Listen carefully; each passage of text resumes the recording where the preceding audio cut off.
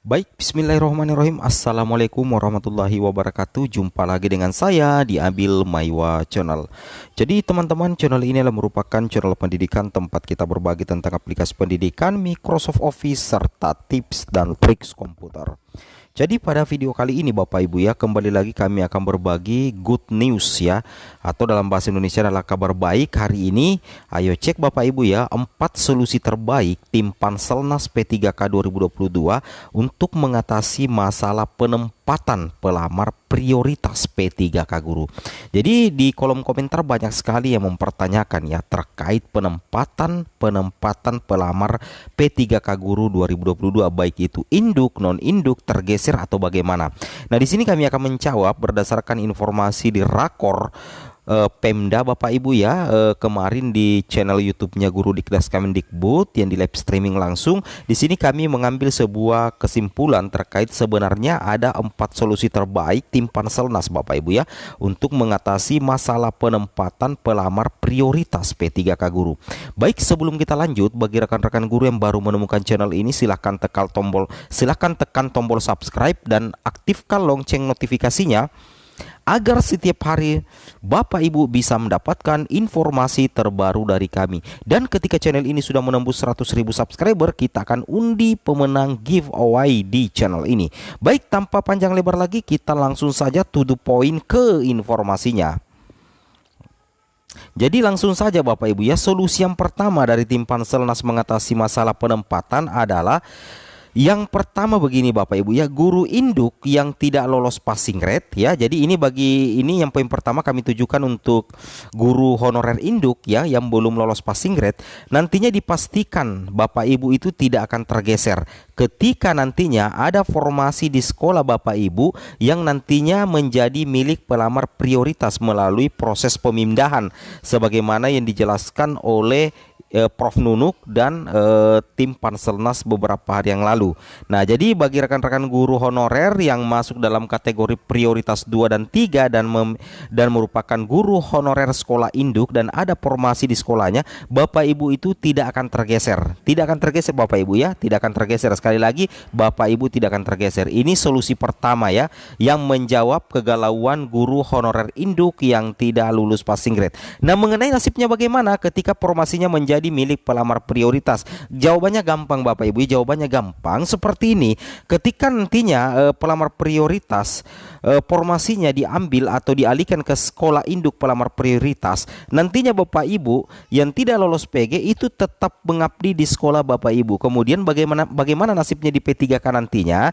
Nantinya Bapak Ibu itu, karena Bapak Ibu otomatis kalau bukan prioritas 2, Bapak Ibu akan prioritas 3. Nanti kita berdoa agar nantinya Pemda mengusulkan formasi semaksimal mungkin agar nantinya ketika pelamar prioritas 1 itu sudah ditempatkan semua, nantinya giliran Bapak Ibu yang masuk dalam kategori prioritas 2 dan 3. Karena memang untuk mekanisme penempatan ada 3. Penempatan untuk yang lolos passing grade, sesudah itu terpenuhi dan masih ada tersedia formasi, nantinya dialihkan kepada pelamar prioritas 2 dan 3. Dan kalau masih ada sisa formasi, nantinya dialihkan ke pelamar umum. Seperti itu Bapak Ibu. Jadi untuk posisi pelamar guru induk yang tidak lolos PG itu Bapak Ibu tidak usah khawatir, Bapak Ibu itu tidak akan digeser. Oke, seperti itu ya. Ini solusi pertama dari Panselnas. Dalam hal ini Kemenpan RB, Kemendikbud dan BKN. Oke, kita lanjut lagi Bapak Ibu ya. Solusi yang kedua. Solusi yang kedua, ini banyak juga yang mempertanyakan, jika terjadi perpindahan atau distribusi kuota formasi untuk pelamar prioritas dari sekolah lain ke sekolah pelamar prioritas, jika seandainya di sekolah lain tersebut guru induknya tidak PG dan sekolah induk pelamar prioritas kekurangan guru sesuai kuota formasi. Nah, ini sudah terjawab.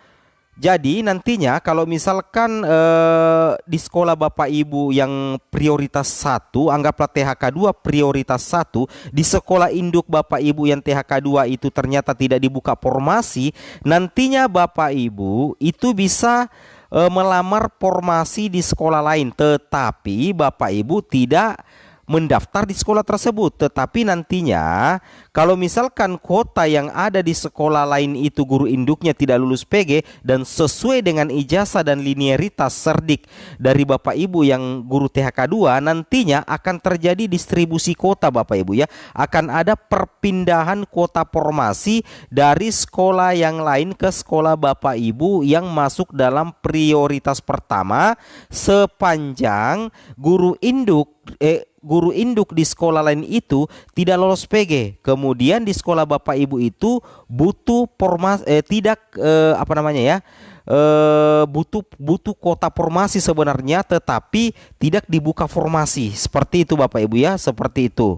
Nah, misal di sekolah Bapak Ibu itu kan sebenarnya tidak dibuka formasi, tetapi kekurangan guru ya, kekurangan guru seperti itu ya. Kekurangan guru di sekolah Bapak Ibu yang THK 2, nantinya akan ada perpindahan atau distribusi kuota.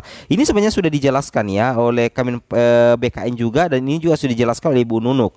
Seperti itu ya, akan ada perpindahan. Bukan Bapak Ibu mendaftar di sekolah yang ada guru induknya, karena itu melanggar. Karena sudah tidak ada lagi pergeseran Bapak Ibu ya, seperti itu. Jadi ada perpindahan atau distribusi kuota formasi. Formasi itu nantinya yang mengikuti guru yang lolos passing grade. Seperti itu Bapak Ibu ya. Oke. Kemudian kita lanjut lagi. Solusi yang ketiga, mengatasi masalah penempatan. Yang ketiga adalah pelamar prioritas yang tidak kebagian kuota formasi karena kuota telah terpenuhi di sekolah induk atau di sekolah lain, nantinya akan ditampung Bapak Ibu ya, akan ditampung sementara di cloud, atau bahasa yang mudah dipahami akan ditampung di database sementara, atau yang dibilang oleh rakor kemarin itu keranjang ya, tapi admin tidak katakan keranjang, tapi admin katakan database sementara, karena tentunya guru pasti sudah ketahui. Guru kan cerdas Bapak Ibu ya, pasti tidak usah kita bilang keranjang, bilang saja database.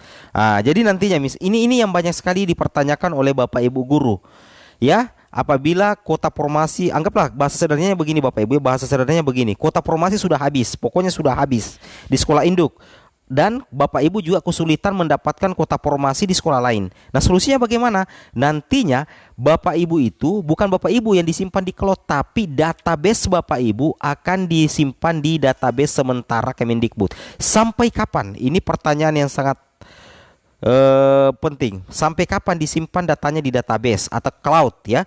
Sampai nantinya pengusulan formasi lagi oleh Pemda. Apabila Pemda mengusulkan formasi yang maksimal nantinya, tentunya kan tidak lama di database Bapak Ibu, tidak lama di cloud. Apakah tahun ini atau tahun depan atau bulan depan, yang jelasnya kita menunggu adakah tambahan formasi dari Pemda kepada guru-guru honorer yang ada di daerah. Kemudian yang kedua, solusi yang kedua, apabila ditampung di cloud, adakah solusinya adalah ketika Bapak Ibu datanya disimpan terlebih dahulu di cloud atau database, nantinya di situ nantinya Kemendikbud akan berusaha mencarikan sekolah atau satuan pendidikan yang gurunya atau kekurangan guru ya, nantinya dicarikan sekolah yang kekurangan guru Bapak Ibu ya, dan di situ memungkinkan Bapak Ibu ditempatkan, dan mungkin pada saat itu di situ tidak ada guru honorernya, atau guru honorernya tidak mungkin digeser di situ pada saat itu Bapak Ibu ya. Intinya tidak ada guru honorernya atau kekurangan guru yang sangat besar.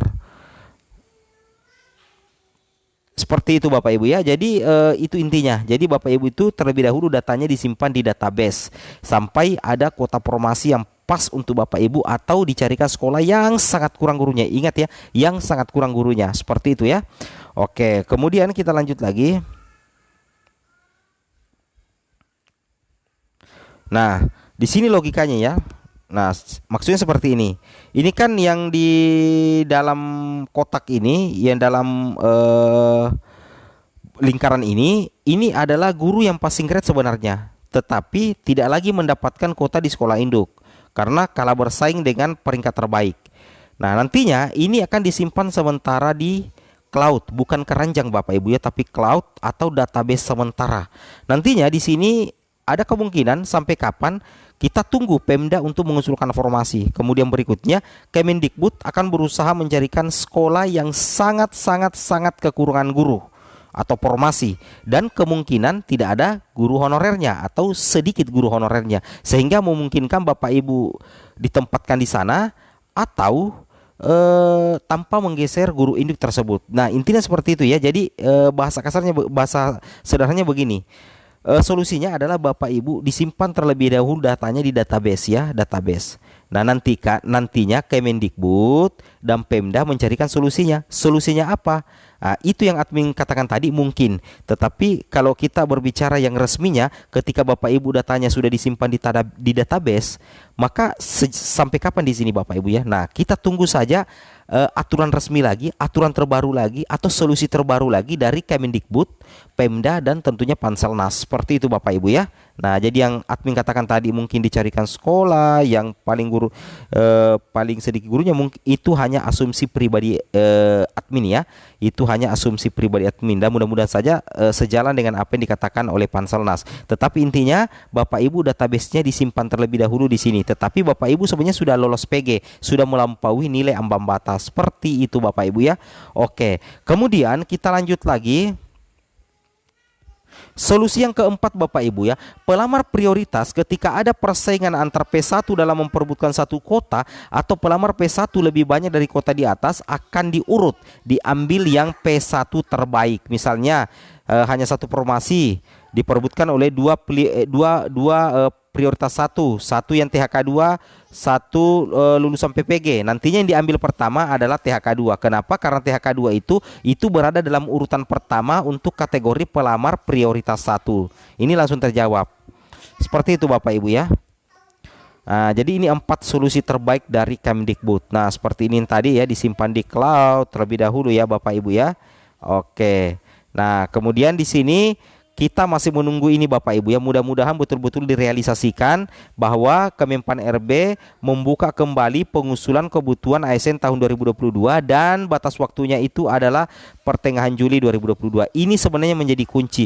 Kalau Pemda memaksimalkan pengusulan kebutuhan ASN sampai dengan pertengahan Juli 2022, mudah-mudahan database Bapak Ibu yang ada di cloud atau database sementara nantinya itu tidak berlangsung lama. Bapak Ibu akan mendapatkan penempatan karena ada pengusulan P3K guru lagi sampai pertengahan Juli 2022.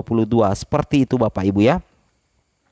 Dan inti dari surat edaran ini adalah Pemda tidak boleh mengurangi kuota yang sudah pernah diusulkan, tetapi Pemda bisa menambah dari kuota yang sudah usulkan. Berarti ini surat edaran berkaitan dengan penambahan formasi. Ini adalah salah satu solusi jitu dari Kemenpan RB agar nantinya Bapak Ibu guru yang lolos passing grade atau tidak lolos passing grade itu bisa terakomodir menjadi ASN P3K. Oke, mungkin cukup sampai di sini informasi kami. Assalamualaikum warahmatullahi wabarakatuh.